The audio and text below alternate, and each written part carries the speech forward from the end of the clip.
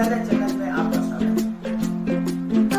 नमस्कार, मैं हूं शैलेश बादानी, प्रज्ञालय चैनल से। मित्रों, कई छात्रों और अभिभावकों के बीच ये समस्या रहती है कि वे 10वीं पास करने के बाद अपने छात्रों को क्या सब्जेक्ट दिलाएं। आज के वीडियो में हम इस समस्या के संबंध में चर्चा करेंगे। मित्रों, सब्जेक्ट का चुनाव, इसके 3 पक्ष हैं। पहला छात्र, दूसरा अभिभावक, तीसरा शिक्षक।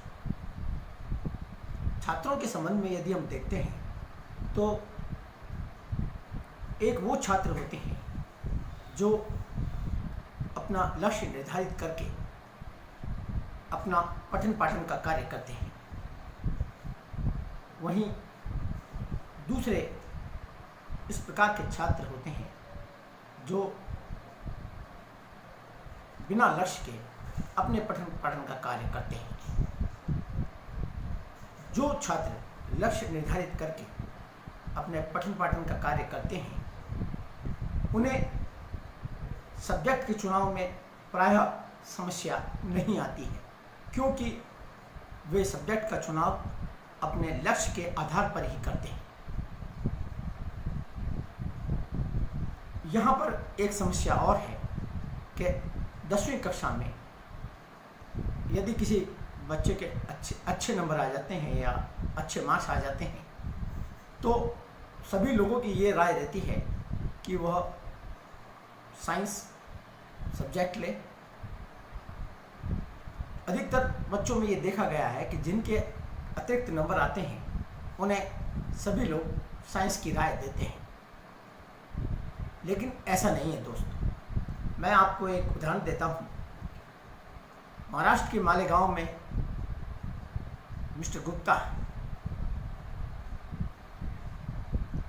उन्होंने 10वीं पास करने के पश्चात 10वीं में उनके 90 से अबव मार्क्स आए थे और 10वीं पास करने के पश्चात वहाँ के लोगों ने उन्हें कहा था कि साइंस सब्जेक्ट बच्चे के लिए अच्छा रहेगा। तो लेकिन ये मिस्टर गुप्ता, जो उस समय 10वीं कक्षा के विद्यार्थी थे, उनको अपना लक्ष्य बिल्कुल साफ नज़र आ रहा था। इसलिए उन्होंने 90% मार्क्स होते हुए भी कॉमर्स सब्जेक्ट का चुनाव किया और बाद में ऑनर्स में इकोनॉमिक्स करके यूपीएससी की परीक्षा देके कलेक्टर बन गए। तो दोस्तों, ऐसा होता है कि अतिरिक्त नंबर आने के पश्चात किसी भी व्यक्ति को या किसी भी छात्र को अपने इच्छा के लक्ष्य के अनुसार यदि तय है तो वही सब्जेक्ट लेना चाहिए। दूसरी तरफ हम ये देखते हैं कि कुछ बच्चे औसत अंकों के साथ में पास होते हैं। उनके सामने सबसे बड़ी विकट समस्या होती है कि वो कौन सा सब्जेक्ट का चुनाव करें। अब ऐसी स्थिति में दूसरा पक्ष अभिभावक होते हैं। अभिभावक को यदि अपने बच्चे को जो बनाना है उसे उसी हिसाब से सब्जेक्ट दिलाने के लिए कहना चाहिए और वही सब्जेक्ट दिलाना चाहिए। अभिभावक को सब्जेक्ट के चुनाव में अपने बच्चे की सहायता करनी चाहिए। इसका तीसरा पक्ष है टीचर। यदि अभिभावक इस संबंध में किसी प्रकार का कंसल्ट या सलाह लेना चाहते हैं तो शिक्षक से सलाह ले सकते हैं। ऐसी परिस्थिति में अभिभावक और शिक्षक 2 महत्वपूर्ण पक्ष हो जाते हैं। यदि छात्र चाहे तो सीधा अपने शिक्षक से भी इस बारे में कंसल्ट या सलाह ले सकता है।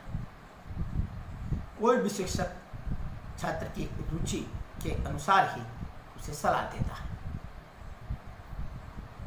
और अभिभावक भी यदि इस बारे में अपने विचारों में स्पष्ट हो तो उसे विषय दिलाने में कोई दिक्कत नहीं होती है।